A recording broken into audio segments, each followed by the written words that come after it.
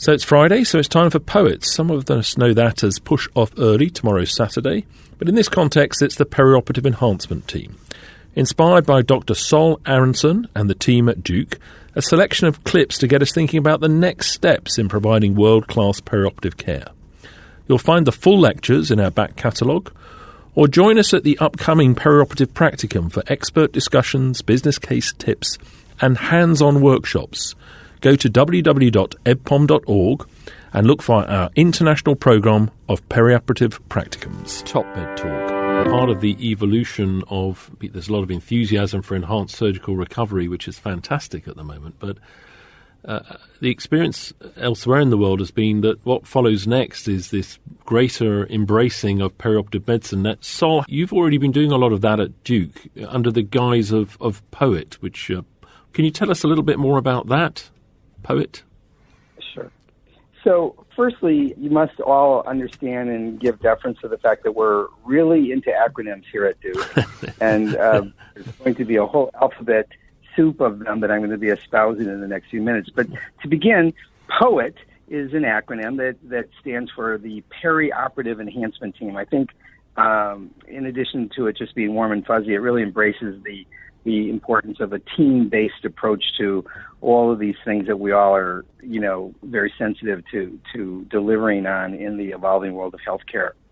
POET is multidisciplinary, and it bridges all the operations and tactics and finance and workflow planning and project management and IT integration and all those things that really are underscored as the foundation, the chassis of care redesign.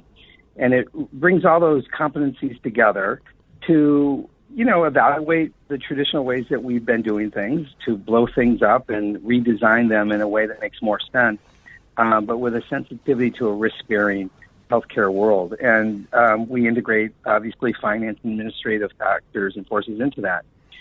And a consequence of those efforts, with all those smart people sitting in the room beating each other up to get a good product, is that we've come up with a number of optimization programs, and one of them in the space of nutrition. But in addition, we've focused on anemia, diabetes, pain, the elderly, and on as obvious areas where there's great need to address a otherwise modifiable risk of a patient before they have surgery, recognizing that many of those patients have those chronic comorbidities that are not optimized.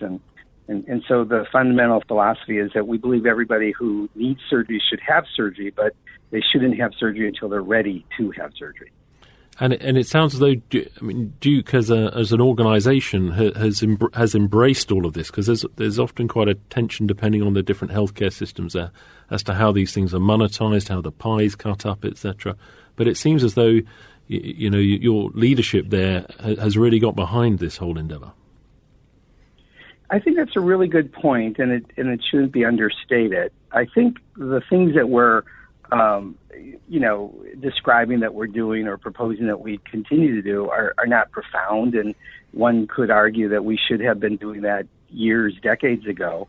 But the fact is that the confluence of external, tensions that exist right now in the U.S. in terms of healthcare dynamic and change have really forced people to go back and reevaluate the way that they've been doing things. And so it's been interesting and very pleasant to sort of recognize that many of the surgeons, as well as administration folks, are embracing this. We're appreciating the need to skate where the puck is going, if you will. And, things that are direct, like a revenue stream that we, are fiscally responsible to recognize, exist. There, even in a fee-for-service world, there are some contribution margins that can be had by just simply doing the right thing that we didn't necessarily do because we're so intent on driving a patient to surgery for reasons that sort of disregarded those other factors, as well as the return from a contribution from a opportunity cost that we would mitigate by just simply doing the right thing and avoiding downstream adverse outcomes. many of our surgeons are, frankly, in the States right now, very concerned about the report cards and their outcomes. And so things that are now more meaningful in a direct way are often motivating the behavior to have these sorts of programs be embraced and welcomed. So the appetite actually very positive for these programs. Well, that's wonderful. Sol, thank you very much for talking to us today. We're running out of time at this end, but I'm looking forward to seeing you again soon, and we'll have a longer broadcast soon and go into greater detail about POET overall. Thank you, Sol, Dr. Aronson. Top Med Talk. Nick Majerison here. Thanks for listening to Top Med Talk. Now, before we let you go, it's important that we remind you to subscribe to Top Med Talk. That way you'll never, ever miss another episode. Also, if we could encourage you to join us on social media, Twitter, Facebook, LinkedIn, YouTube, pretty much every single social media platform, we're there. Join us. And finally, check out topmedtalk.com. If you go to our website, you can subscribe to email updates. That way we can always tell you where we're going to be, what we're going to be doing, and how you can join us. topmedtalk.com and click on the section marked email updates. Finally, Top Med Talk is proud to act as the broadcasting arm of EBPOM, Evidence-Based Perioperative Medicine. We'd love you to find out more about them as well. ebpom.org is their website. That's ebpom.org. And if you go to ebpom.org/meetings, you can find out about some of the wonderful meetings that we attend and cover across the year here on Top Med Talk.